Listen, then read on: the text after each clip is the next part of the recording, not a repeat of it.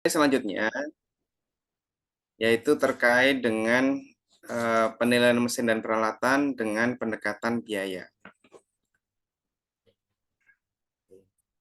Nah, di pertemuan lalu atau di hari Sabtu kemarin, kita telah mempelajari penilaian mesin dan peralatan dengan pendekatan pasar, ya, pendekatan pasar.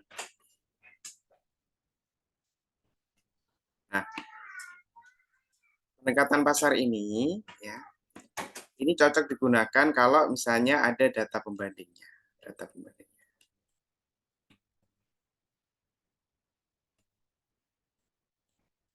Pembanding, di mana data pembanding ini memang banyak dijualbelikan. Nah, ada beberapa mesin dan peralatan, memang dia tidak ada data pembandingnya, ya, data pembandingnya tidak ada, sehingga kita harus menggunakan alternatif yang lain, ya, dengan pendekatan-pendekatan lain, salah satunya yaitu pendekatan biaya.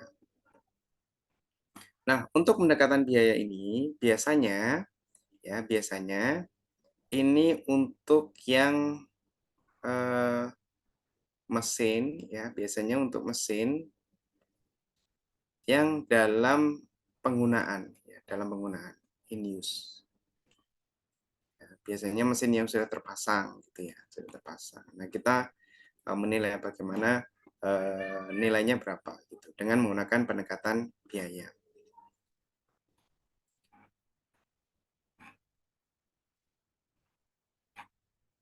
Oke.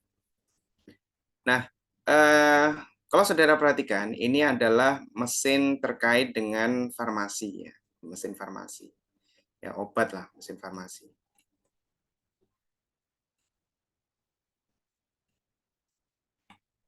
Nah, mungkin ya, mungkin mesin kategori ini, ya, itu yang dijual, ya, yang dijual di pasaran itu sangat jarang sekali, atau bahkan tidak ada. Artinya ada misalnya pihak atau apa namanya orang, ya, atau misalnya di marketplace, ya, itu jarang sekali ada orang yang menjual mesin kategori ini.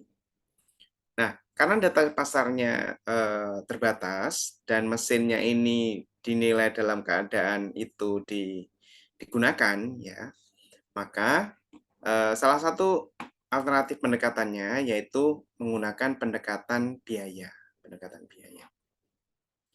Nah, kalau saudara pernah belajar terkait dengan pendekatan biaya untuk eh, melakukan penilaian rumah, misalnya, penilaian rumah, maka pada prinsipnya untuk mesin itu juga hampir sama, ya, menghitung reproduction cost-nya, gitu. Jadi menghitung reproduction cost-nya. Tetapi bedanya pada saat kita menghitung nilai rumah dengan pendekatan biaya, kita kan kayak semacam membangun rumah, ya, membangun rumah. Jadi nanti mulai dari fondasi, terus nanti apa namanya eh, strukturnya, terus nanti temboknya, terus dan pekerjaan-pekerjaan atap dan seterusnya sampai dengan menjadi rumah. Gitu.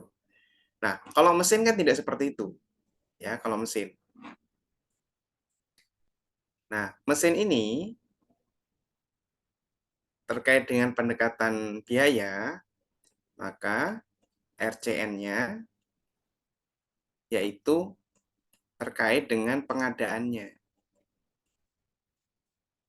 Ya, pengadaannya sampai mesin itu siap untuk digunakan. Ya, jadi bukan berarti pada saat menilai mesin dan peralatan dengan menggunakan pendekatan biaya, kita menghitung bagaimana membuat mesin ini, tidak, ya. Tetapi bagaimana mesin itu diadakan, ya, bagaimana mesin itu dibeli sampai dengan mesin itu siap untuk digunakan, gitu ya. Jadi bukan komponen-komponennya itu kita susun-susun gitu, ya, bukan seperti itu. Jadi tidak seperti menilai rumah dengan pendekatan biaya. Itu konsep dasar utamanya. Oke.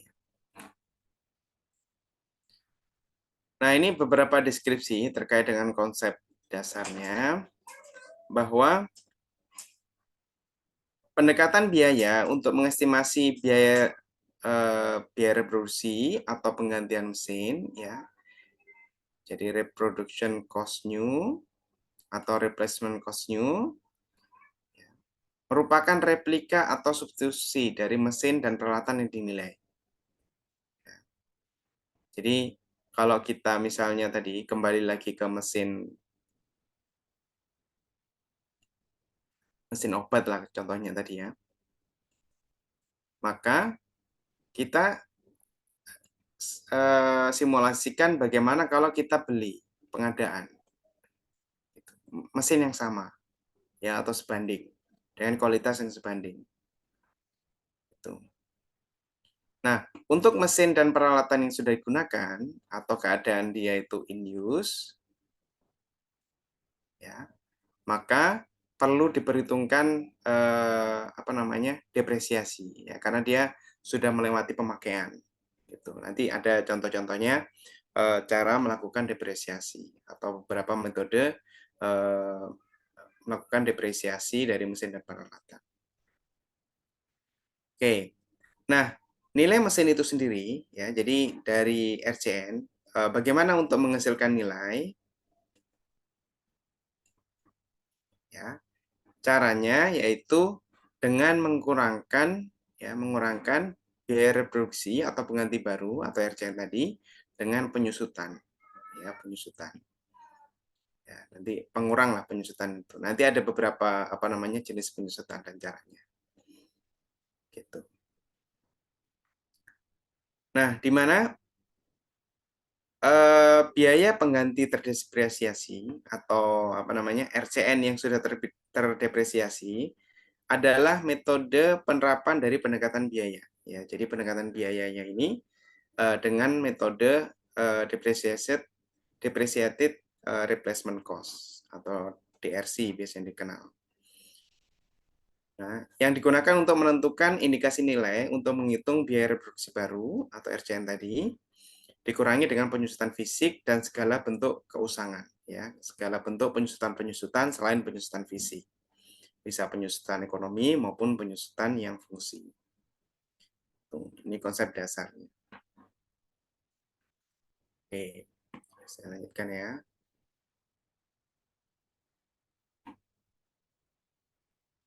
Nah, dari penjelasan tadi, maka kita mengenal dua konsep utama ya dari pendekatan biaya, yaitu yang pertama adalah biaya reproduksi baru sama biaya penggantian baru. Ya, saya kira ini saudara sudah sangat memahaminya ya. Nah, pada saat kita membahas biaya reproduksi baru, maka ini merupakan estimasi biaya untuk reproduksi suatu properti baru di mana propertinya itu sama atau identik.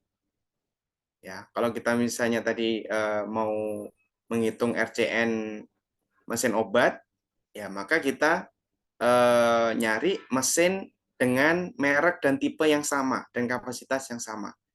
Maka kita akan menghitung biaya reproduksi baru. Nah, kalau misalnya itu tidak ditemukan, misalnya mesin yang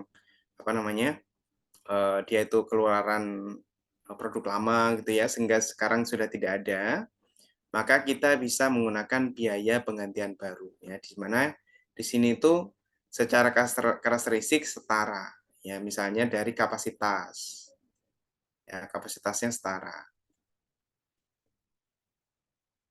ya, atau bisa juga dari eh, kegunaan itu yang setara ya. Jadi kita nyarinya itu mesin baru ya. Kalau kita misalnya di pendekatan pasar ya, itu kan memungkinkan mesin bekas.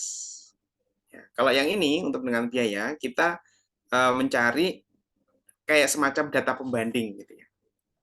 Data pembanding pihak-pihak yang menjual ya, pihak-pihak yang menjual mesin tersebut tapi kondisi baru gitu.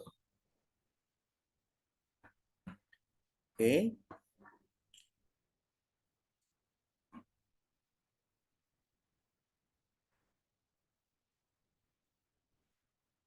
Nah, untuk menghitung biaya reproduksi atau penggantian baru tadi atau RCN, maka kita harus mempertimbangkan biaya-biaya ini. Ya, biaya-biaya ini. Ya. Yang pertama yaitu terkait dengan biaya perencanaan. Oke. Kalau misalnya mesinnya itu butuh perizinan, maka biaya perizinan. Biaya material, terus biaya engineering, biaya pengadaan dan manajemen konstruksi atau pengawasan. Kalau di mana dia itu membutuhkan kayak semacam pondasi ya, pondasi atau instalasi. Ini contohnya biaya pondasi atau instalasi konstruksi. Biaya transportasi ya, ongkos angkutnya. Kalau misalnya dia itu dibeli dari tempat lain ya, atau bahkan dibelinya dari luar negeri, maka kita harus mempertimbangkan biaya transportasinya ini, ongkos angkut. Terus selanjutnya adalah biaya asuransi ya, biaya asuransi. Baik asuransi pengiriman maupun asuransi atas barang itu sendiri. Terus kalau misalnya mesin itu dibelinya itu dari luar negeri, maka nanti ada namanya biaya masuk. Ya, biaya masuk. Terus pajak-pajak yang tidak dapat dikreditkan, sama biaya bunga selama masa konstruksi, tetapi tidak termasuk biaya waktu dan biaya lembur. Nah, ini semua kita perhitungkan. Ya. Nah, intinya pada konsep biaya reproduksi atau penggantian baru itu, kita semacam kayak menghitung bagaimana mesin ini dia itu siap untuk digunakan. Siap untuk digunakan. Ya, makanya tadi dari perencanaan, terus perizinan dan seterusnya sampai mesin itu siap digunakan. Bahkan kalau misalnya ada biaya terkait dengan apa namanya? Apa namanya? Testing ya, testing mesin, terus itu ada kayak masa masa percobaan gitu ya mesin, itu juga dimasukkan juga ya, sampai dengan mesin itu siap untuk digunakan. Gitu. Oke. Sampai sini dulu ada yang mau ditanyakan atau didiskusikan, silakan.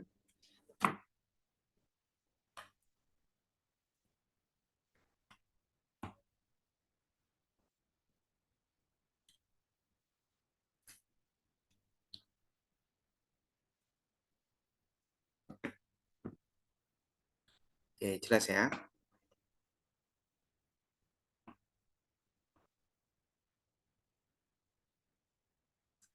Nah, ini prosedur terkait dengan penilaian mesin dan peralatan dengan pendekatan biaya. Oke. Nah, prosedur yang pertama yaitu kita menentukan estimasi biaya dengan metode biaya pembangunan baru atau biaya penggantian baru. Tadi, ya, jadi kita menghitung mesin itu sampai dengan siap untuk digunakan. Ya, sampai dengan siap untuk digunakan. Ya berarti kan kita menghitung belinya berapa, terus nanti biaya-biaya berapa gitu ya. Termasuk kalau misalnya ada izin-izin dan pajak-pajaknya. Masuk di situ. Oke. Itu tahap pertama. Ya, jadi pada saat apa namanya? Menghitung atau mencari data ini ya, data mesin barunya itu sama kayak pendekatan pasar. Ya, sama kayak pendekatan pasar. Ya, jadi kita cari data pembanding. Nah, kita cari data pembanding. Ya. Nah, kemudian nanti dianalisis data pembandingnya itu. Tapi baru ya. Ya, jadi baru. Oke. Jadi harga mesinnya ya baru terus ditambah dengan biaya-biaya lain yang terkait dengan mesin, ketemu RCN itu. Terus selanjutnya dikurangi dengan penyusutan. Ya, selanjutnya dikurangi dengan penyusutan. Ya, nanti ada penyusutan fisik, penyusutan ekonomi, penyusutan fungsi, dan lain-lain. Ya, nanti ada contohnya. Oke, penyusutan.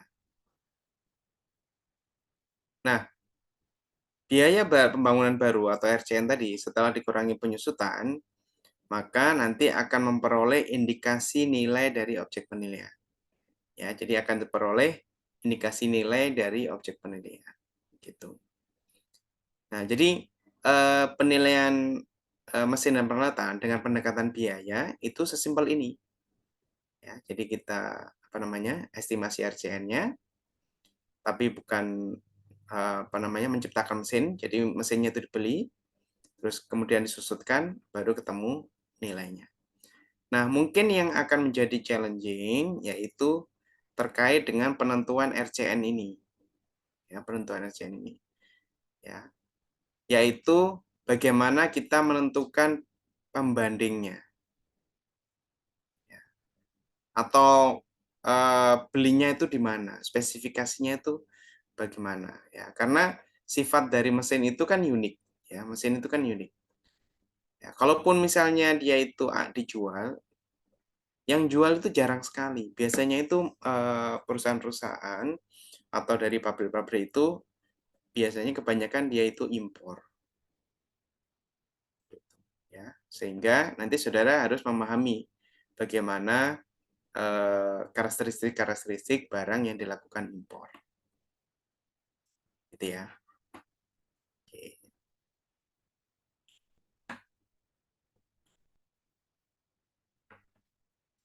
Nah, untuk menentukan RCN atau biaya reproduksi atau pengganti baru itu ada beberapa metode ya. Ini saya ambil dari SPI. Ya, ada beberapa metode ya. Ada metode detail ya.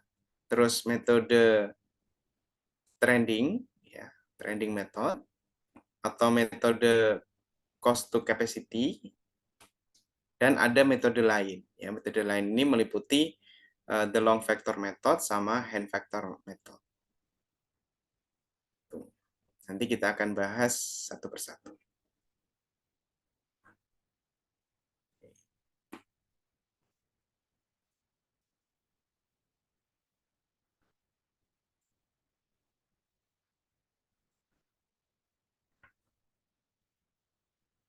Oke, yang pertama adalah metode detail.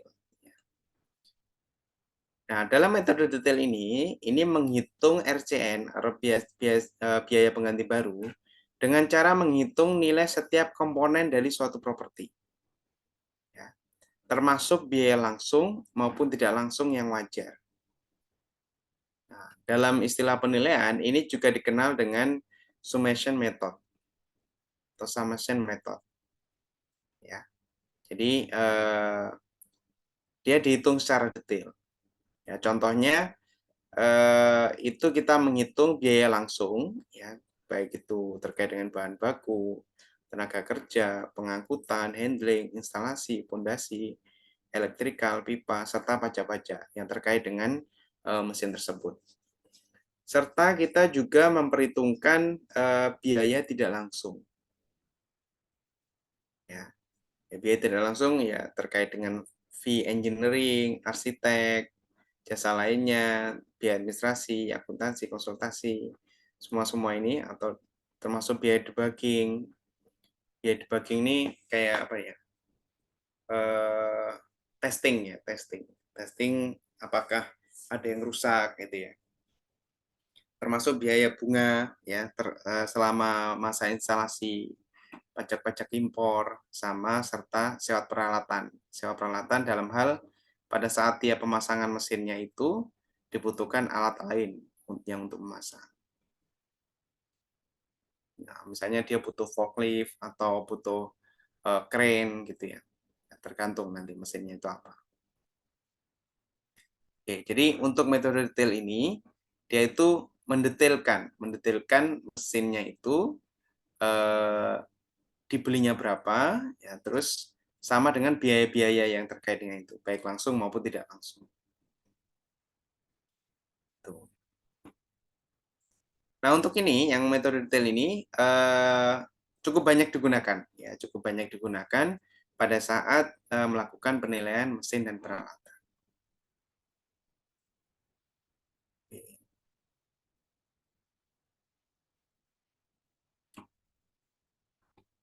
Oh ya, saya mau bertanya nih.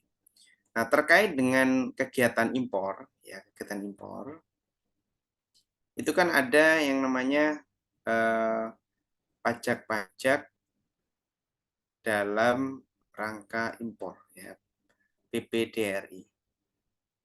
Nah, menurut saudara, ini pajaknya apa saja? Atau pungutannya apa saja terkait dengan impor?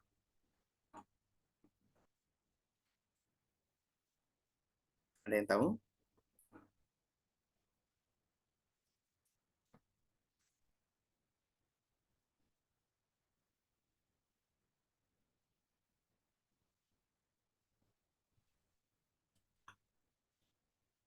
Bea Gimana? masuk mungkin, Mbak. Oke, biaya masuk. Terus ada lagi nggak? PPN, Pak.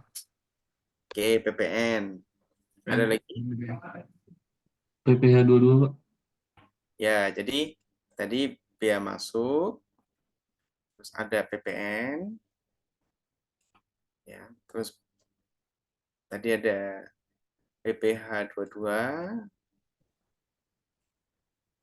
sama kalau misalnya dia barang PPNBM, mewah Pak. berarti PPNB. PPNBM.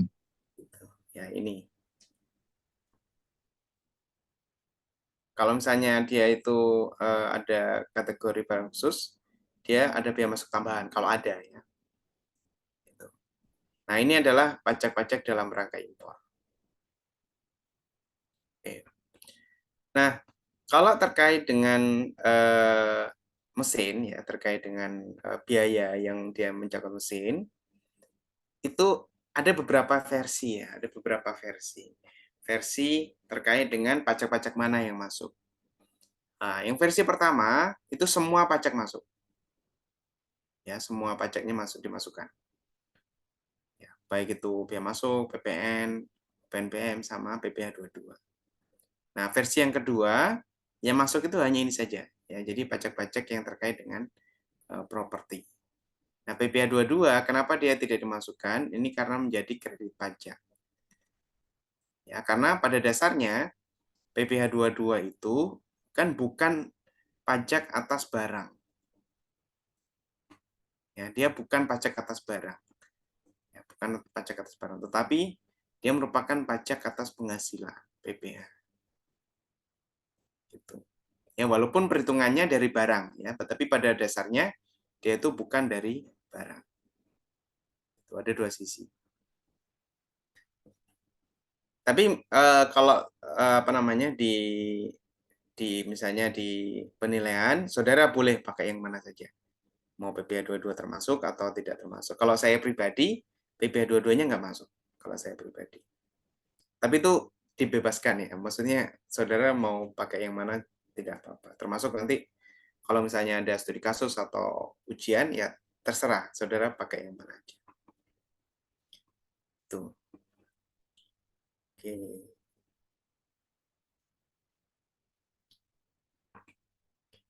Nah, berikutnya metode penentuan RCN yaitu metode trending atau trending method.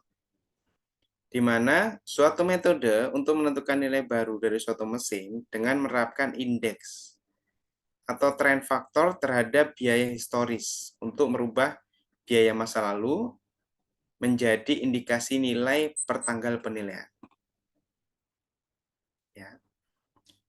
Nah, metode ini adalah salah satu metode untuk menghitung biaya reproduksi baru. Ya, jadi dia hanya menghitung biaya reproduksi baru, bukan menghitung biaya pengganti. Ya, nanti saya jelaskan kenapa alasannya. Nah, terkecuali jika mesin yang dianggap sebagai pengganti baru secara substansi sama dengan mesin yang menjadi objek penilaian, maka biaya reproduksi baru dapat sama dengan biaya pengganti baru. Simpelnya begini, ya. Eh, ini kan kita ada mesin nih. Mesin yang akan dilakukan penilaian. Ya, katakanlah mesin ini sudah berjalan 2 tahun. Digunakan 2 tahun. Oke. Nah, untuk menghitung RCN-nya, ya, maka kita tarik nih mesin yang sudah berjalan 2 tahun itu, dulunya kalau beli baru itu berapa. Jadi nanti dikalikan dengan indeks. Indeks atau dia trend faktor.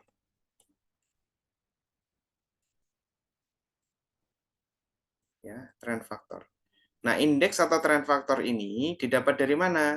Didapat dari pasarannya itu bagaimana. Ya, atas mesin tersebut. Ya, pasarannya itu bagaimana atas mesin tersebut. Ya, kalau misalnya dia sudah dipakai 2 tahun, nah, dia itu mengurangi berapa atau dia berkurangnya berapa gitu. Nah, sehingga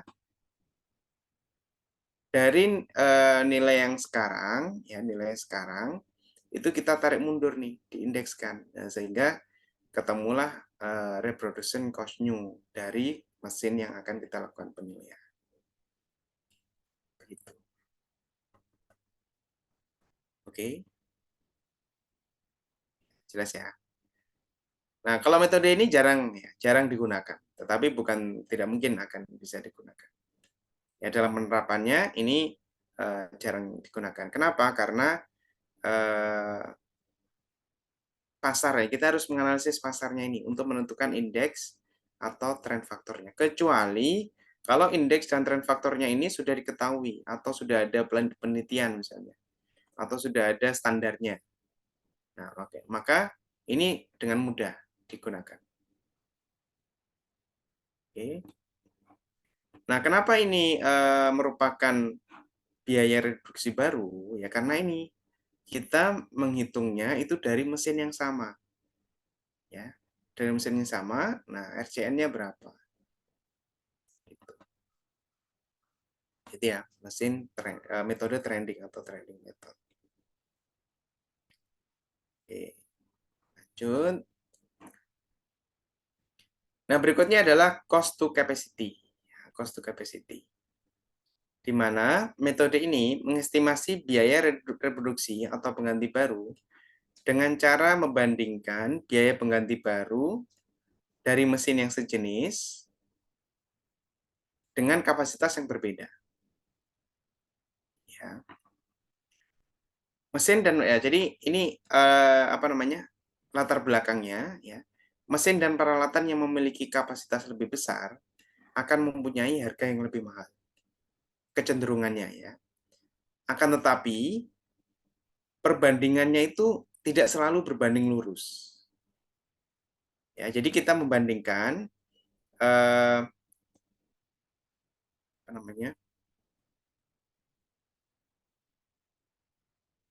Biaya.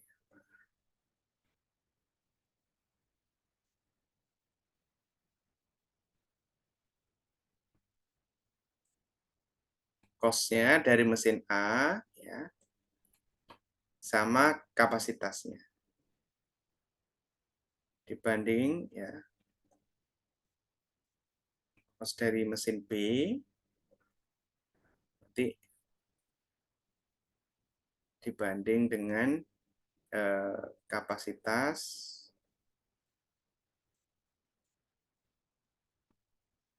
dari mesin A banding kapasitas mesin B.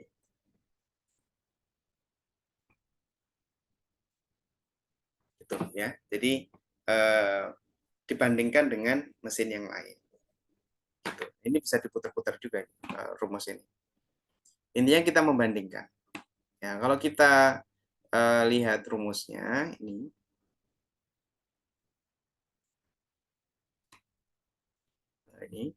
Jadi perubahan biaya dari suatu pabrik atau komponen yang setara atau dasar ukurannya akan meningkat sesuai dengan ukuran tertentu. Jadi diasumsikan bahwa pada saat kapasitas dari suatu mesin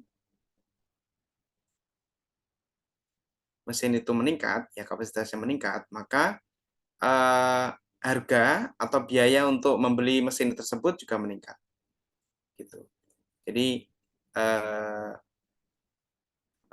pemikirannya seperti itu ya, semakin tinggi kapasitasnya maka harganya semakin tinggi. Maka kita mempunyai persamaan.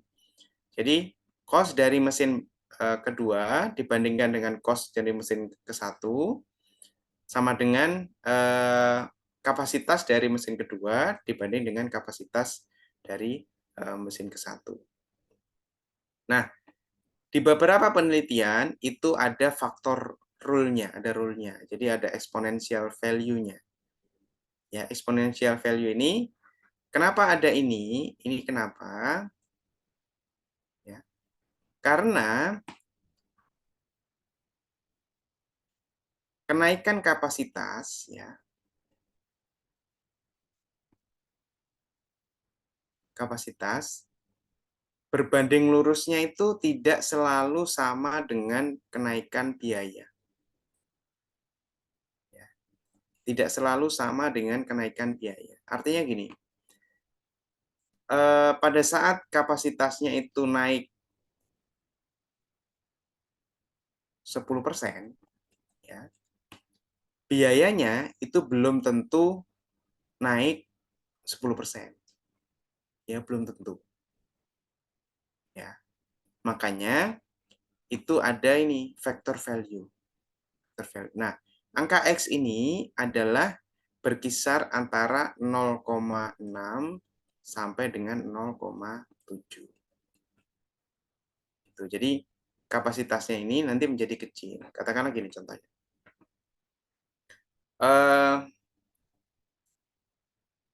Cost-nya itu ya cost dari mesin kedua adalah 300 juta. Kebanyakan ya. Sorry.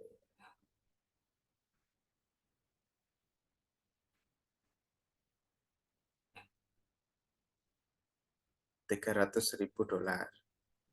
Oke. Nah, cost dari mesin yang kita nilai berapa gitu ya. Kalau kita punyai data pembanding, kapasitasnya ini adalah katakanlah 500. Oke. Nah, katakanlah ini adalah kapasitasnya 400. Nah, ini kita tidak bisa langsung menghitung ya, kita harus tambahkan faktor exponential value-nya ini. Nah, exponential value-nya ini berkisar antara 0,6 sampai 0,7. Katakanlah ini kasih 0,6. Ya, coba saudara hitung. Cost dari mesin yang ke satu yang akan kita nilai itu berapa?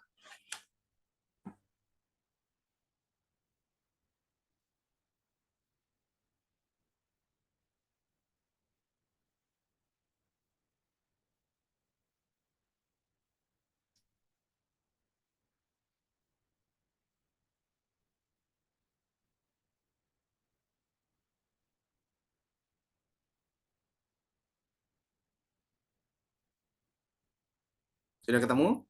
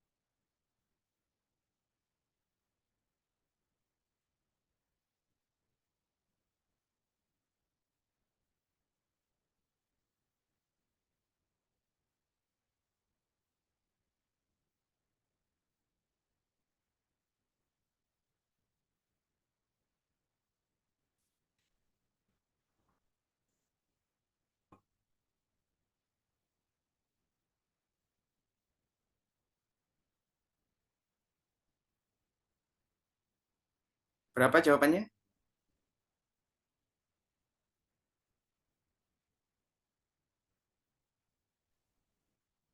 263.000, Pak. Berapa? 200? 263.000. Iya, gini. Sama ya semuanya ya? Oh, ini dibulatkan ya, Mbak? Iya, Pak, ada komangannya gitu.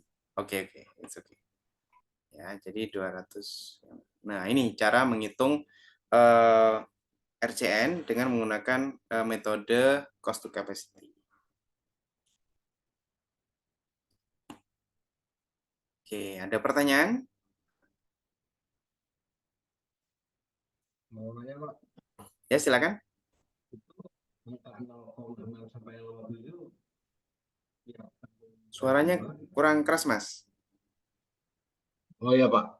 Ya, Itu angka 0,6 sampai 0,7 tiap tahun berubah atau ada dapat dari mana, Pak? Atau lihat di mana gitu, Pak? 0,6 sampai 0,7 ini ada. Yang pertama kan ini namanya faktor rule ya. Nah, didapat dari analisis. Ya, analisis. Nah, didapat dari analisis. Nah, analisisnya siapa yang melakukan? Peneliti. Ya, peneliti. Ya, saudara bisa melakukan analisis juga. Ya,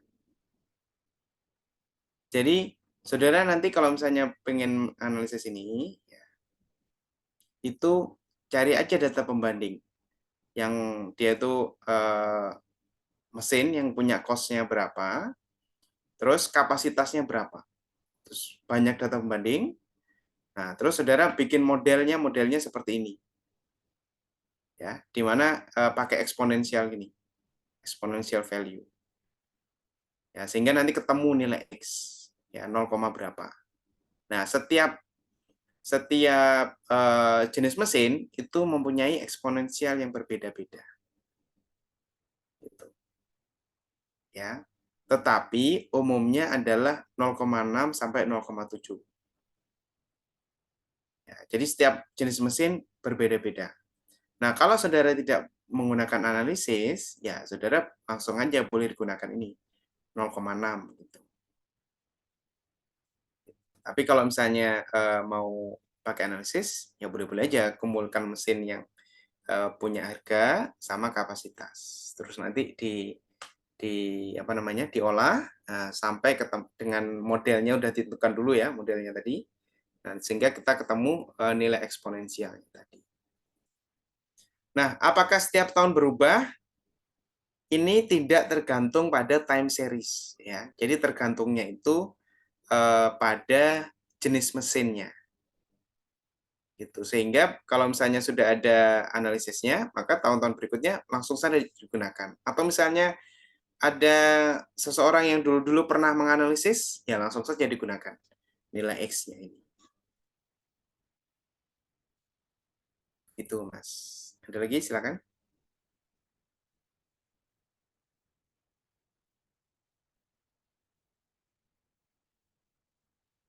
Izin tanya, Pak. Ya, silakan, Mas. Jadi ini metode ini bisa digunakan kalau hanya ada data pembanding yang ada kapasitas dan eh, harga apa biayanya itu, Pak. Ya, betul. Ya. Jadi kalau misalnya nggak ada kapasitas, ya nggak bisa. Ya, terus apa namanya? Ini sebenarnya kan metode simpel ya, lebih simpel. Kayak semacam apa ya? Menghindari yang detail tadi ya. Kalau detail tadi kan kita harus membreakdown ya, membreakdown gitu. Nah, kalau misalnya sudah ketemu cost-nya secara total, ya terus sudah ada kapasitasnya, ya langsung aja pakai yang seperti ini, lebih simpel. Ya, cuma tantangannya yaitu menentukan yang 0,6 sampai 0,7 tadi. Itu subjektivitasnya ada di situ. Kecuali saudara lakukan analisis terpisah. Ya, tapi untuk analisis ini dibutuhkan data yang banyak ini. Tidak hanya satu. Nah, kalau misalnya data yang apa namanya metode yang pertama tadi ya satu data pembanding aja langsung bisa digunakan. Gitu. Oke.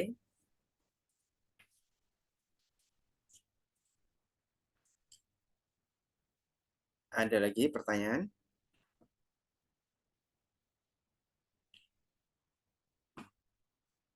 Cukup ya, saya lanjutkan. Nah, selain 3 metode tadi, ada dikenal juga metode lainnya. Di mana yang pertama adalah the long factor method sama hand factor method. Ya, long factor method sama hand factor method. Nah, yang pertama, yang long factor method ini metode untuk mengestimasi biaya suatu fasilitas industri dengan mengalihkan suatu komponen industri dengan multiplier faktornya. Ya, komponen industri. Contohnya komponen industri apa ya? Ada yang bisa memberi contoh?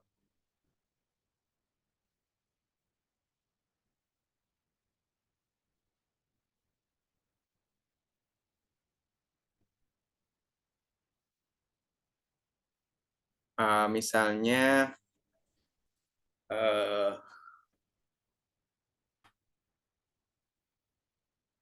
apa? Ada yang bisa mungkin contoh komponen industri dalam pabrik misalnya? Bahan baku, Pak. Ya, bisa jadi bahan bakunya. Ya, jadi bahan bakunya.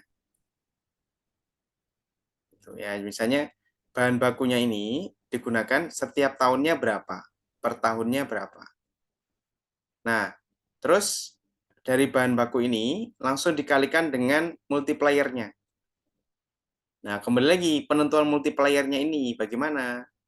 Nah, itu harus dari data pembanding. Data pembanding. Jadi kita harus mencari pembanding yang sudah ada cost-nya, ya, terus dan sudah ada pemakaian bahan bakunya. Gitu. Oke. Nah, itu yang long factor method. Nah, terus yang the hand factor method ini hampir sama dengan tadi, tetapi yang dikalikan itu adalah biaya dasar mesin dan peralatan. Contohnya apa ini? Biaya apa?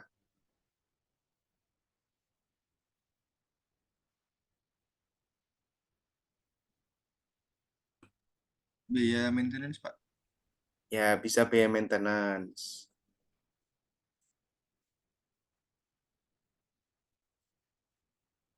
Atau biaya BBM-nya, ya, yang terkait ya. Atau biaya listriknya, penggunaan listriknya. Itu yang terkait dengan mesin tadi. Nah, ini dikalikan dengan multiplier faktornya sama. Jadi nanti untuk menghitung multiplier ini dia harus ada analisis pasarnya dari pasar.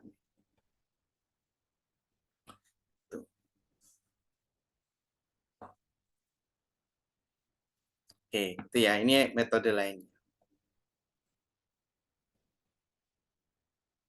Oke. Nah, setelah ketemu RCN tadi, RCN untuk menghasilkan suatu nilai, indikasi nilai, maka terlebih dahulu kita harus menghitung namanya depresiasi. Ya, depresiasi. Atau penyusutan. Nah, kenapa harus ada depresiasi? Karena RCN ini kan baru. Ya. Reproduction cost new dari mesin yang baru. Nah, sedangkan bisa jadi mesin yang kita nilai itu adalah mesin yang bekas, ya, yang keadaan dia sedang digunakan. Nah, sehingga harus dikurangi dengan yang namanya depresiasi.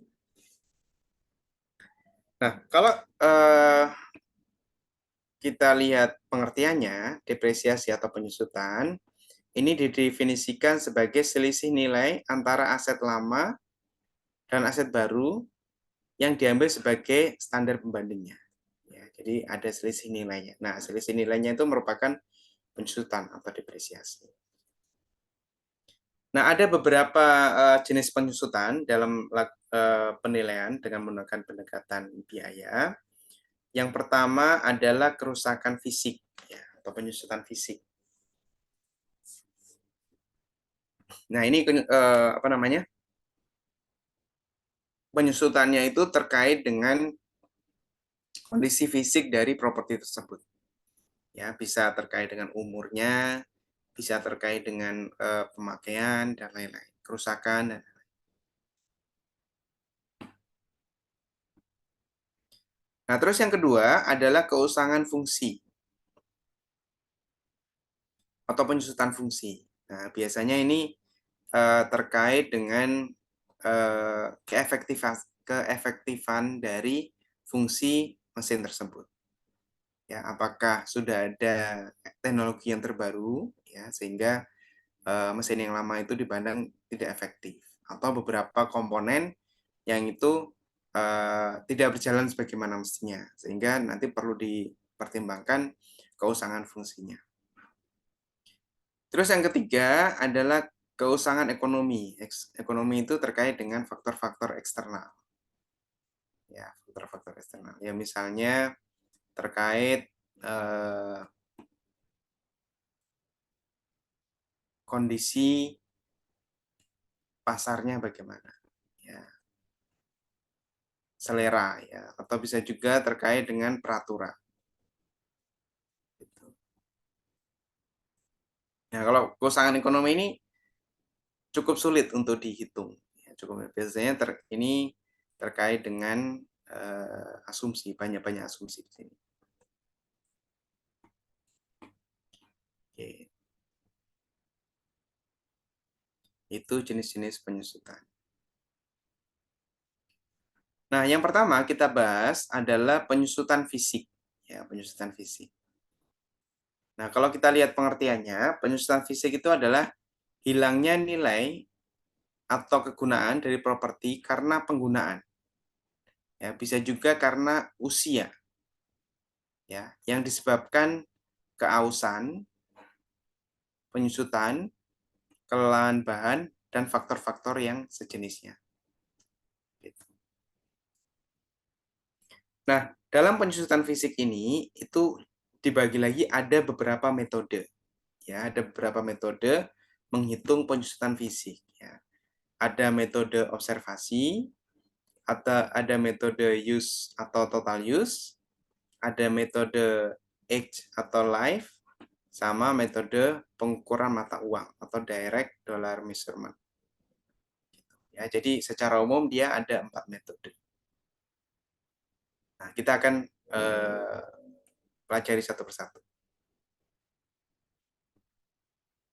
Yang pertama adalah metode observasi. Ya, metode observasi. Nah, dalam metode ini dia penilai melakukan kayak semacam inspeksi, ya, inspeksi terhadap mesinnya, atau dilihat mesinnya itu bagaimana. Nah, berdasarkan pengalaman penilai, maka ini dapat dinilai atau dapat diestimasi penyusutan itu berapa persen misalnya. Ya, di mana prosedurnya ya tadi penilai mengobservasi keausan. Jadi dilihat terus diamati. Nah, oh kira-kira ini sekian persen. Ya, sekian persen penyusutannya. Gitu. Atau bisa juga ini melalui kegiatan wawancara. Ya, selain tadi pengalaman penilai ya. Bisa melalui kegiatan wawancara. Misalnya di suatu pabrik. Nah, pabrik itu ada kan operatornya di situ. Ya, bisa ditanyakan. Misalnya, Pak, ini mesin ini kira-kira sudah berapa persen penggunaannya dari total umurnya atau ekonomisnya gitu. Nah, itu bisa menjadi dasar sebagai penyusutan. Nah, dari fakta-fakta itu, nanti penilai dia menyimpulkan besarnya penyusutan dalam bentuk persentase. Gitu. Ya. Jadi bisa berdasarkan pengalaman, ya, yang saat observasi maupun berdasarkan wawancara dari operator pabriknya misalnya. Itu metode yang pertama.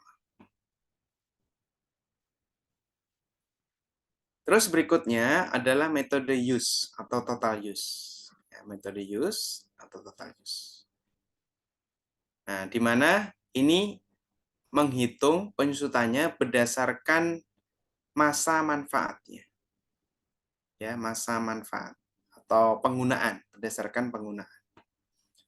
Nah, jadi kalau kita lihat penyusutannya itu sesuai dengan metode use atau total use adalah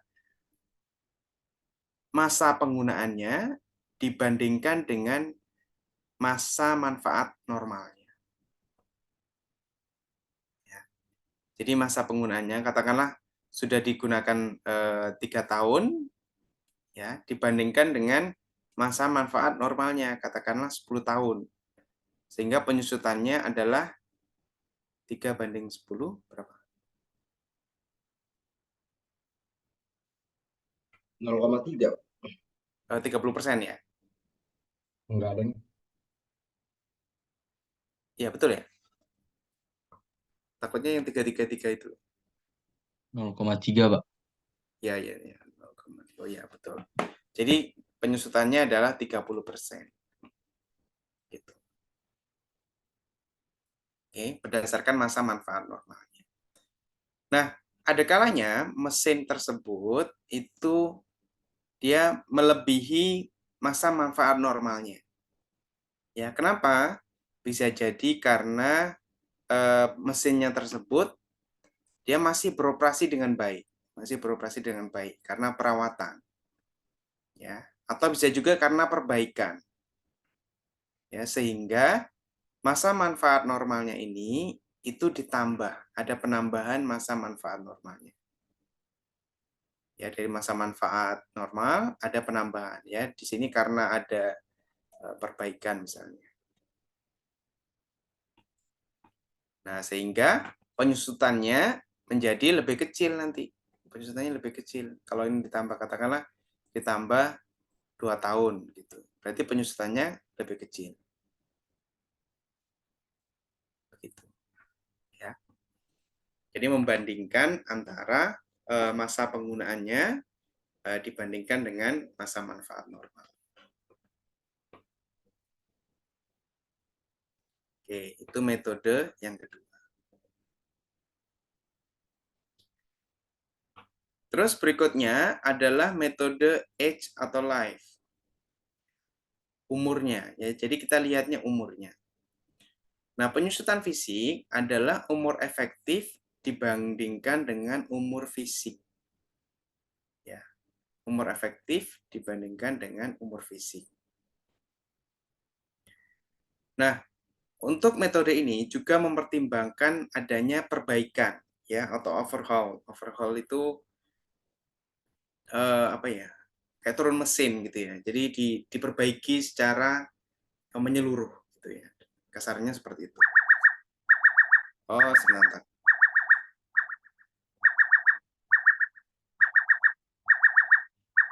Bentar ya, saya menutup kelas dulu.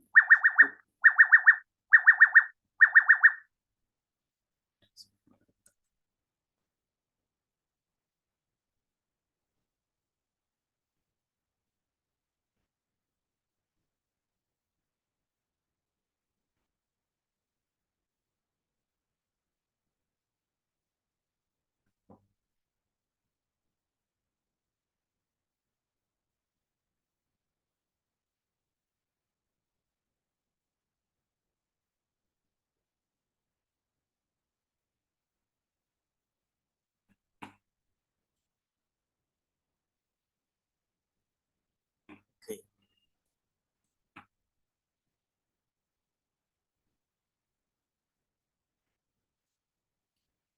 Ya, jadi sebenarnya yang metode ini itu hampir sama dengan metode yang sebelumnya. Kalau yang sebelumnya itu menggunakan penggunaan, ya penggunaannya itu udah berapa tahun. Nah, kalau ini kita lihat umur efektifnya. Nah, umur efektif ini bisa jadi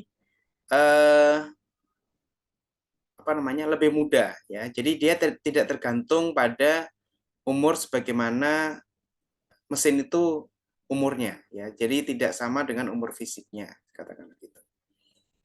Ya, umur efektif ini ya tergantung. Kalau misalnya perawatannya bagus, terus misalnya ada perbaikan, nah ini bisa muda, bisa kecil sehingga nanti penyusutannya kecil. Gitu. Nah, sehingga penyusutan fisik itu sama dengan umur efektif dibandingkan dengan umur fisiknya. Nah, kalau ada penambahan berarti umur efektif bisa penambahannya itu ditambahkan, sisa umur fisiknya ditambahkan di bawah. Atau umur efektifnya dikurangi, sama saja penyusutan fisiknya.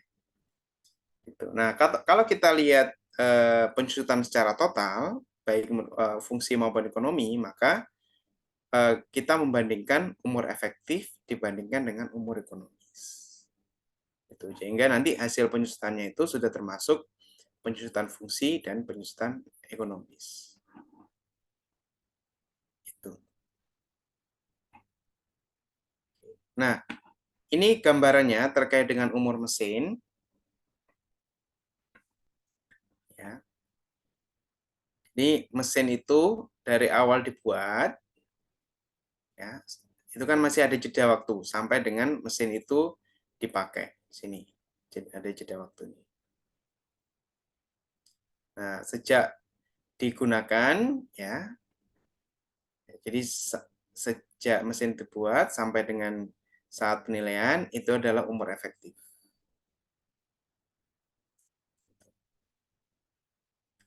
Nah, atau umur fisik berjalannya, ya, umur fisik berjalannya. Nah, selain itu mesin juga punya umur ekonomis, ya, sampai dengan mesin tersebut dia itu menghasilkan, ya, dia dapat beroperasi secara ekonomis. Oke. Nah, selain itu mesin juga punya batas usia fisiknya, ya, sampai dengan mesin itu benar-benar rusak atau umur fisiknya. Nah, sisa umur ekonomis sama dengan perkiraan umur ekonomis dikurangi dengan umur efektif. Nah, sisa umur ekonomis ini adalah perkiraan umur ekonomis yang sini dikurangi dengan umur efektif. Umur efektif ini bisa berbeda-beda ya, tergantung apa namanya, pengamatan juga. Umur efektif bisa jadi berbeda dengan umur fisik. Oke, saya yakin saudara sudah apa namanya paham terkait dengan ini. Oke, ini penjelasan lagi. Jadi kalau kita lihat apa namanya usia, ya berarti jumlah waktu yang telah dilalui sejak pemasangan mesin baru. Ya, kalau kita lihat live, ya. Jadi total ekonomi, jadi total economic working life, ya, istilah-istilahnya ya, atau fisik, atau useful life. Nanti ada juga istilah remaining balance life atau remaining useful life. Ini istilah-istilah. Nah, faktor-faktor yang dipertimbangkan, ya, faktor-faktor yang dipertimbangkan dalam menentukan yang terutama yang umur efektif, ya, yaitu kondisinya, kondisi mesinnya. Terus standar perawatannya. Terus pemakaiannya, terkait dengan pemakaiannya. Terus sumber dayanya. Sumber daya. Sama tren pasarnya. Gitu. Ya, di pasarannya itu bagaimana penggunaan mesin itu. Ya, ini perlu dipertimbangkan dalam menentukan terutama yang umur efektif. Itu ya. Ini review aja kalau itu. Nah, berikutnya metode penyusutan fisik yaitu metode pengukuran mata uang. Ya, metode pengukuran mata uang. Jadi secara apa namanya, kasarannya ini menghitung biaya perbaikan.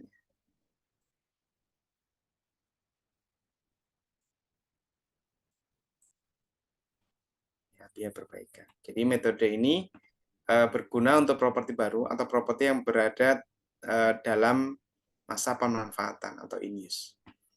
Jadi mana ini mengidentifikasi penyusutan dengan kategori. Jadi nanti di apa namanya, dikelompokkan mana penyusutan yang dia itu diperbaiki, ya dapat diperbaiki, atau kerusakan, ya kerusakan yang dapat diperbaiki, atau kerusakan yang tidak dapat diperbaiki. Ya, curable sama incurable. Yang dapat diperbaiki ya misalnya ada komponen yang rusak. Nah, kita bisa estimasi untuk mengganti komponen yang rusak ini berapa. Nah, kita tambah di situ. Nah, kalau yang incurable ini itu biasanya terkait dengan pemakaian. Ya, terkait dengan pemakaian. Ya, atau terkait dengan usia. Gitu. Jadi kita estimasi untuk yang mesin saat ini digunakan, ya, supaya dia itu sesuai dengan kondisi kayak baru, ya, dia itu butuh di apa? Misalnya di overhaul, misalnya, ya, maka biayanya berapa? Decurable sama incurable. Gitu. Nah, ini diidentifikasi keduanya, dibandingkan dengan biaya reproduksi baru. Nah, itu adalah penyusutan fisiknya. Gitu. Oke, ada pertanyaan terkait dengan penyusutan fisik?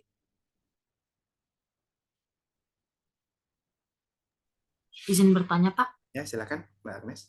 Tadi yang penambahan masa manfaat itu terjadi bisa kita tentukan kalau mesinnya udah habis masa manfaatnya, tapi ternyata masih beroperasi gitu ya, Pak? Bisa terjadi dua-duanya, ya bisa terjadi dua-duanya. Jadi bisa jadi mesinnya itu masih belum habis, ya, tetapi karena di situ pernah ada perbaikan atau dia pemanfaatannya, apa namanya, perawatannya itu bagus. Nah, sehingga masa manfaatnya itu sesuai dengan inspeksi atau sesuai dengan kondisi mesinnya itu menjadi lebih panjang dibanding dengan masa manfaat normalnya. Penambahan masa manfaatnya itu kita tentukan sesuai asumsi kita, Pak. Berarti. Iya, betul. Ya, sesuai asumsi atau hasil wawancara tadi. Wawancara dari operator misalnya. Terima Nanti kasih, Pak. ya, kan nanti bisa apa namanya bertanya, "Pak, ini kira-kira berapa tahun lagi?" gitu. Sampaikan. "Oh, ini habis diperbaiki sehingga nanti," nah, gitu-gitu loh. Jadi makanya itulah pentingnya pada saat inspeksi kita melakukan wawancara dengan orang-orang yang terkait. Gitu. Oke, ada lagi pertanyaan?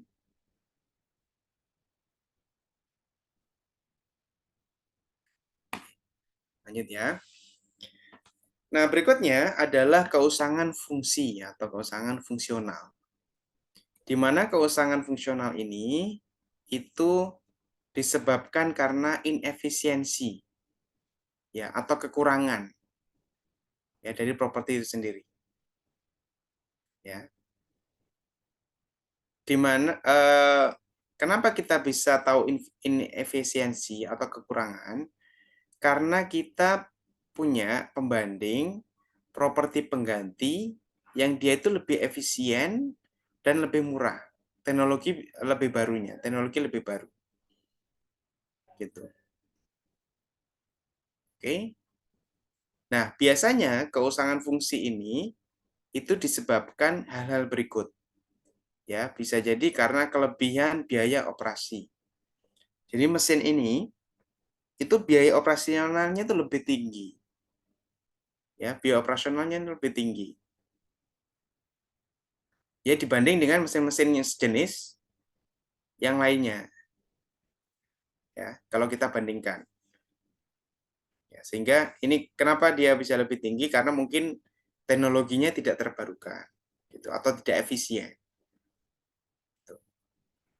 Ya katakanlah dia mesinnya besar gitu ya, tetapi yang diolah sedikit. Nah, ada fixed cost dari mesinnya ini, katakanlah listrik, itu tinggi. Nah, sehingga tidak efisien. Tidak efisien. Nah, ini kita pertimbangkan. Ya. Terus kelebihan konstruksi. Ya, jadi untuk memasang mesin yang ini, itu diperlukan konstruksi yang besar sekali misalnya, yang sangat mahal. Nah, sehingga biaya modalnya berlebih. Ya, sehingga tidak efisien. Atau kelebihan kapasitas. Ya, kapasitasnya lebih besar dibandingkan dengan yang diolah tadi contohnya. Atau ketidakmampuan dari mesin tersebut. Atau kurangnya utilitas. Nah, ini perlu kita pertimbangkan pada saat mengestimasi keusangan fungsi.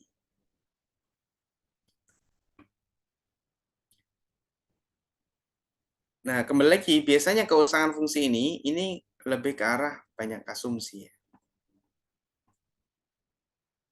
Asumsi dari penilai.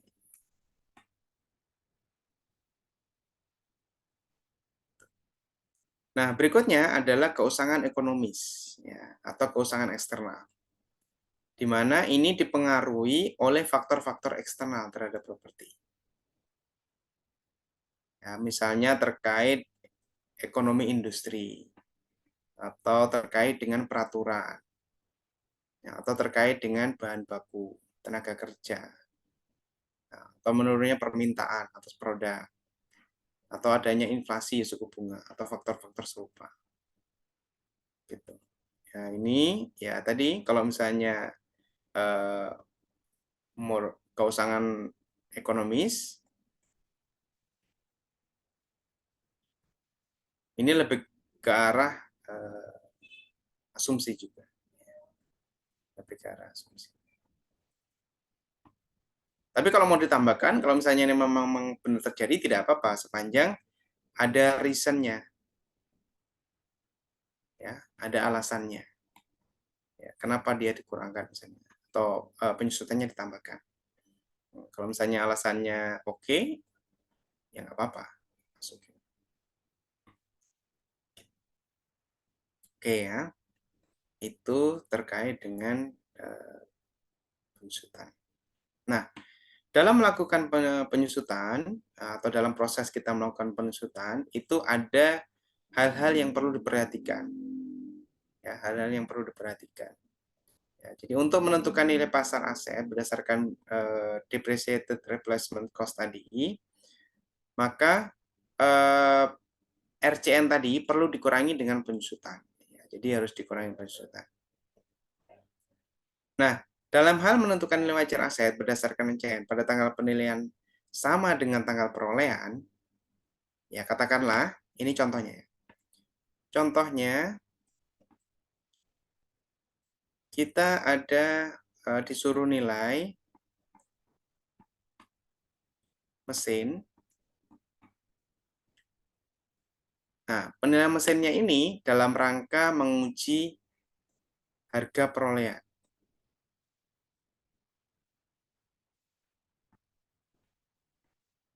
Ya, menguji harga perolehan. Jadi harga perolehan barunya itu dulu wajar atau tidak. Ya, berarti tanggal penilaiannya adalah tanggal pembelian. Ya, pembeliannya. Atau pengadaannya. Maka nanti tidak perlu dilakukan penyusutan. Ya, jadi tidak perlu dilakukan penyusutan.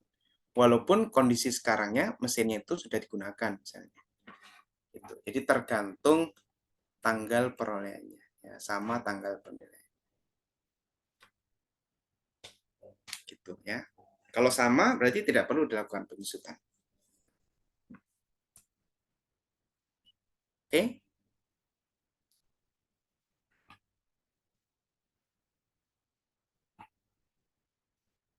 Nah, ini tambahan materi terkait dengan ilustrasi impor mesin. Ya, ilustrasi impor mesin. Jadi, seperti yang saya jelaskan tadi, suatu mesin ini biasanya kan dia mempunyai karakteristik yang unik. Ya, unik. Dan di pasarnya itu sedikit. Ya, di pasarnya itu sedikit. Sehingga beberapa mesin ini itu belinya itu dari luar negeri. Ya, belinya dari luar negeri. Nah, makanya kita perlu mengetahui atau memahami skema impor mesin ini. Oke. Nah, pada saat kita perusahaan mengimpor mesin, maka ada dikenal dengan FOB. FOB itu free on board. Ya, jadi sellernya ini dia mempunyai tanggung jawab hanya sampai ke kapalnya saja atau sampai ke pengirimannya. Nah, selanjutnya dari pengiriman sampai ke Indonesia, dalam negeri, itu milik dari bayarnya, tanggung jawab dari bayarnya. Nah, karena kondisinya seperti ini, ya kebanyakan seperti ini, maka dari FOB ini nanti ada tambahan biaya lagi. Ya, tambahan biayanya adalah ongkos angkutnya. Terus tambahan lagi asuransinya.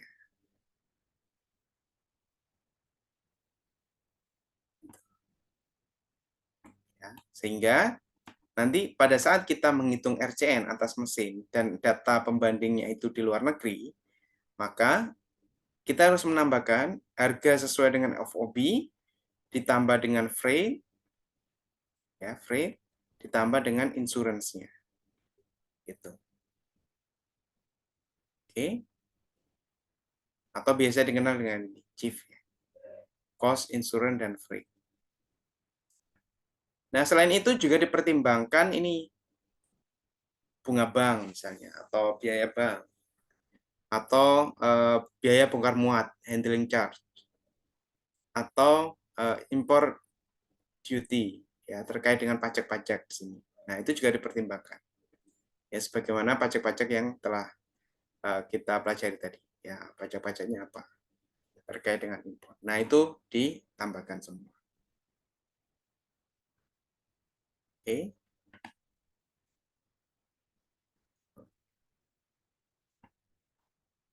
Ini ilustrasinya. Jadi dari FOB tadi, ya, freight cost-nya sama shipping insurance-nya tambahkan, ketemu chief, ya, ketemu chief.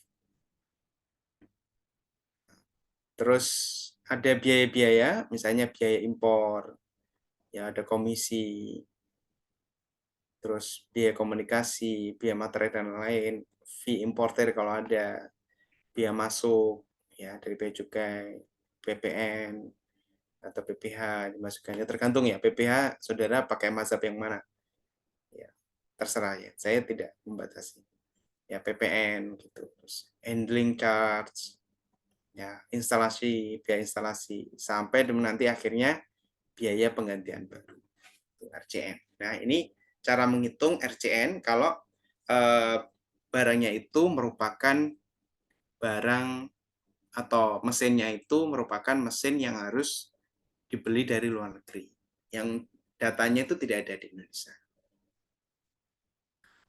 Gitu. Baru setelah ketemu ini, kan ketemu RCN. Nah, untuk indikasi nilainya dikurangi dengan penyusutan. Ya, penyusutan. Nah, penyusutan nanti dilihat tanggal penilaiannya itu kapan. Tanggal penilaian.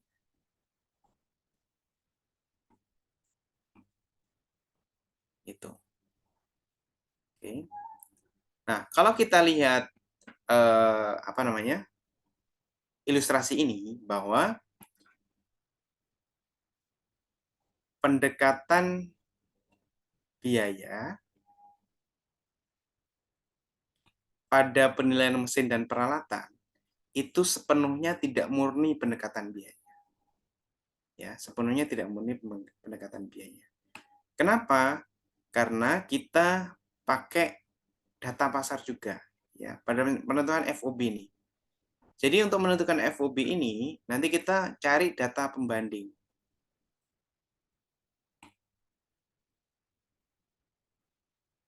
Ya, data pembanding. Ya, bisa 1, 2, 3, dan seterusnya. Ya, data pembanding dalam luar negeri. Jadi atas mesin-mesin itu dijualnya itu di mana aja, ya. Atau kita harus menemukan platform atau perusahaan yang menjual mesin tersebut. Ya, berarti kita nanti request spesifikasi sama harganya. Ya, melalui email misalnya atau melalui chat gitu. Atau bisa juga dijual secara bebas di marketplace, ya. Misalnya luar negeri ada Amazon, Alibaba gitu ya. Itu bisa digunakan. Jadi kita mencari data pembanding. Nah, dari data pembanding itu ya kita hitung dulu masing-masing. Ya, berdasarkan komponen-komponen ini tadi. Nah, sampai di akhirnya nanti kita rata-rata. 1, 2, atau bisa juga dibobot, sama aja, tergantung keyakinan saudara. Gitu ya.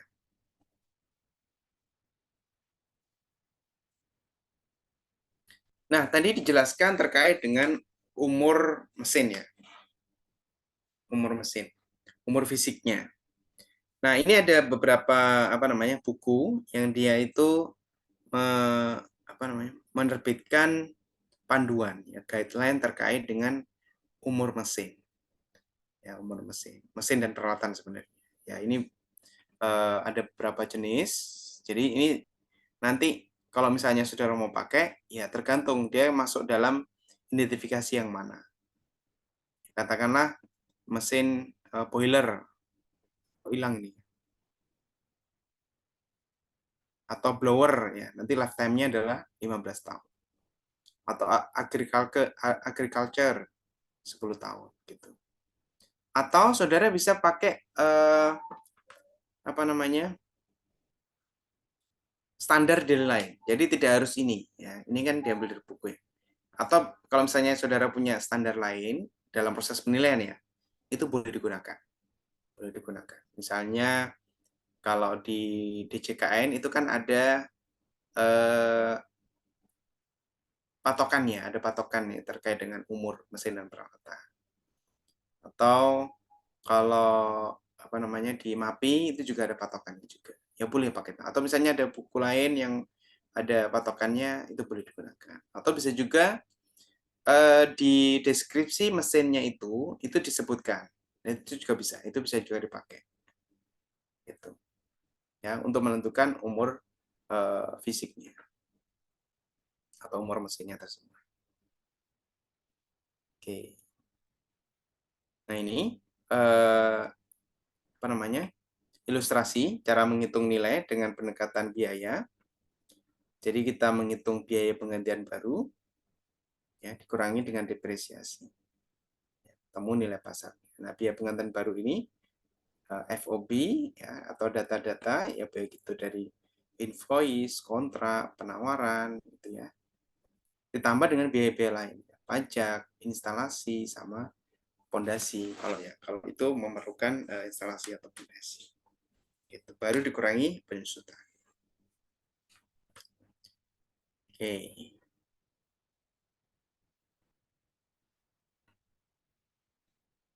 Nah, ini untuk penjelasannya. Jadi kita hitung biaya penggantian baru, terus kita hitung nilai penyusutan fisiknya, ya ada persentase penyusutan fisik, terus kita hitung keusangan, ya baik fungsi maupun ekonomi, yaitu nilai penyusutan dari keusangan, ya dari fisik tadi, ya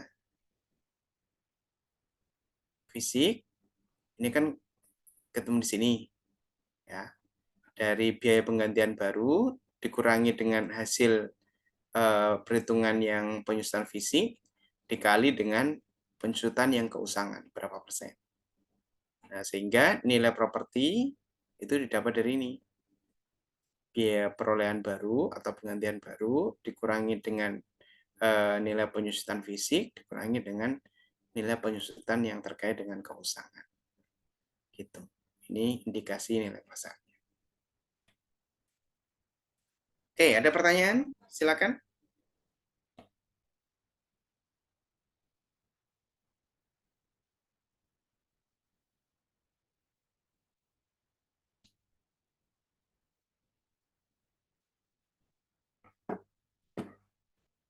Kalau nggak ada, ini saya coba share contoh penilaian mesin dan peralatan menggunakan pendekatan biaya.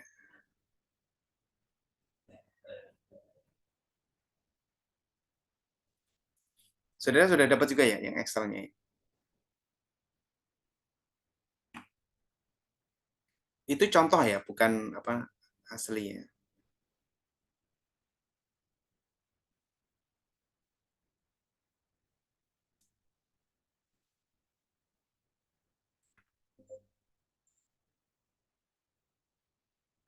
Oke.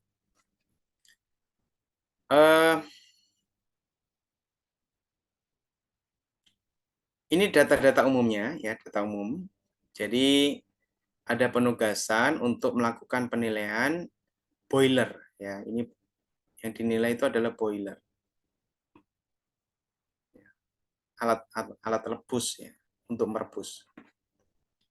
Dari PT ABC ya, kapasitasnya 20 ton per jam. Ini deskripsinya lah intinya gitu. Terus ini jenis propertinya, steam industrial boiler, advanced boiler ya, ada tahun pembuatannya, kondisinya katakanlah masih baru ya. Terus umurnya 16 tahun. Dan diperkirakan tidak ada penyusutan fungsinya berdasarkan wawancara atau inspeksi. Nah, dari data ini kita kumpulkan data pembanding. Ya, data pembandingnya. Ya bisa dari marketplace,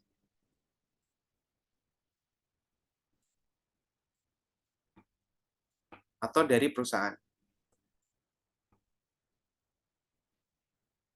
Ya, caranya bagaimana? Caranya untuk menemukan ini, saudara browsing dulu aja. Ya, browsing aja di internet. Tapi pakai bahasa Inggris ya.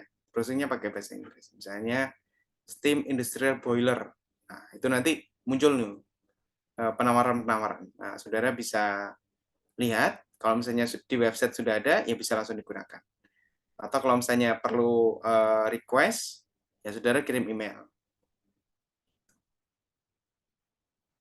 Ya, gitu. Ya ini dari data objek penilaian tadi, ya kita kumpulkan ada dari situs perusahaan, ya, terus sifatnya itu FOB, terus jenis propertinya sama, ya, cuma mereknya aja yang berbeda, ada tahun pembuatannya. Kalau ini bekas, ya ini baru, ini harganya. Ya. Nah, harganya ini kan harga FOB, ya, harga FOB, sehingga kita perlu perhitungkan impor dan lain-lainnya, ya, impor dan lain-lain, termasuk pemasangannya. Gitu. Oke. Nah, dan harga ini kan masih dalam kurs mata uang asing. Nah, sehingga kita cari kursnya dulu, kursnya. Oke. Nah, untuk menghitung shift tadi, cost-nya kan berdasarkan FOB. Ya, penawaran, berdasarkan penawarannya tadi. Terus, insurance-nya, nah, ini mungkin ada standarnya. Ya, apa namanya, standar asuransi. Nah, untuk freight-nya, ya, atau ongkos angkutnya itu ada beberapa cara ya, bisa menggunakan terkait dengan situs ya, ada beberapa situs yang dia itu menerapkan standar ya, standar frame ya, atau bisa juga melalui ekspedisi ya, jadi ada, kita cari di situsnya ekspedisi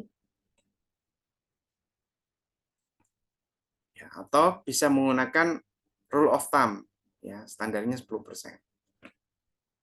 gitu ya. Kalau misalnya tidak ada ya saudara asumsikan rate-nya 10% dari harga FOB-nya gitu. Oke. Sorry kok close. Nah, ini contohnya. Nah, ini kita lihat berdasarkan situs 61.000 US dollar biaya kirimnya.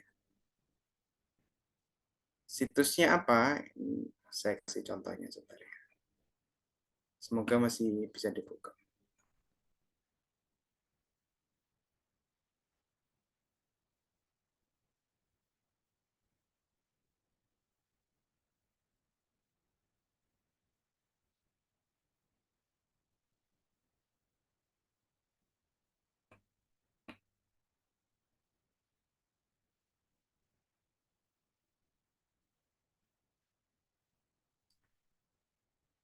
Oke, ini contoh ya, contoh apa namanya? Situsnya. Jasa ekspedisi. Jadi katakanlah kita melakukan impor dari Korea ke Indonesia, ya, nanti ada beratnya di sini. Mesinnya itu beratnya berapa? Misalnya 200 kilo, ya berarti satuannya regulernya 180.000 sekian per kilogram. Gitu. Ada juga yang dia udah all in. Ya, dia all in itu udah termasuk biaya cukai, perpajakan, aspirasi, gudang penyimpanan dan lain-lain. Gitu. Ya, saudara asumsikan. Ini contoh salah satu situs ya. Nanti untuk apa namanya? Situs lain juga banyak. Kalau saudara pengen tahu sumbernya, ini salah satu contohnya.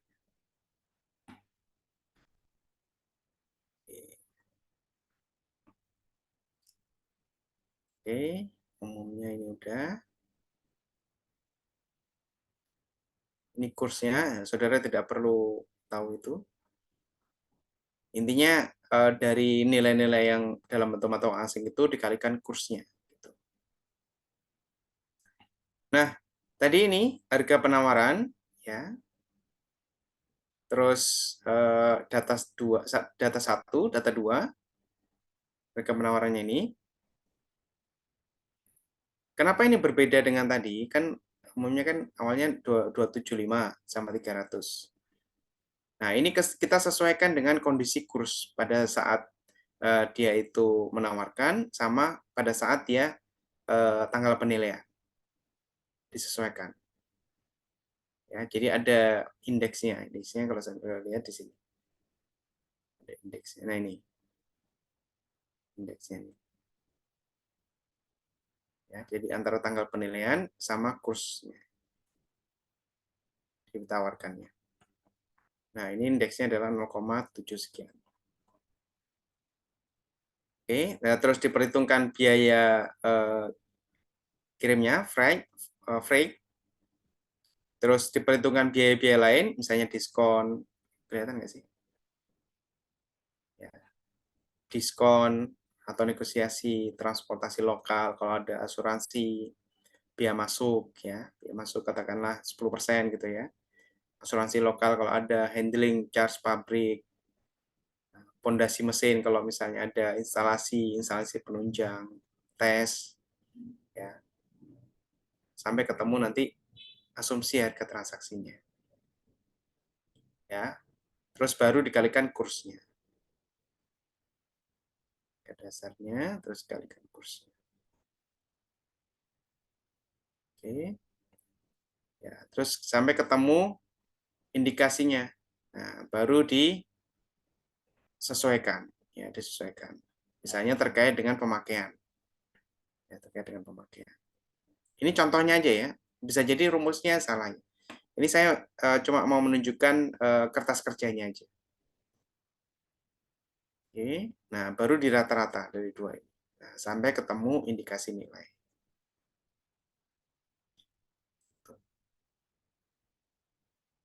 Oke. Oke, ini contoh KKP-nya. Nanti saudara bisa modifikasi di situ. Intinya saudara cari RCN-nya, disesuaikan, nah, baru sampai indikasi nilai. Apakah data pembandingnya atau data pasarnya itu boleh satu? Ya boleh. Kalau misalnya yang didapat itu hanya satu, ya nggak apa-apa. Kita kan pakai pendekatan biaya ini, bukan pendekatan pasar. Oke, ada pertanyaan? Silakan.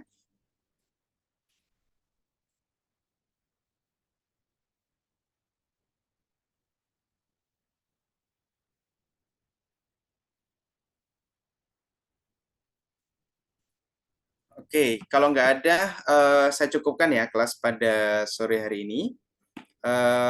Kita ketemu lagi berarti nanti setelah Lebaran ya.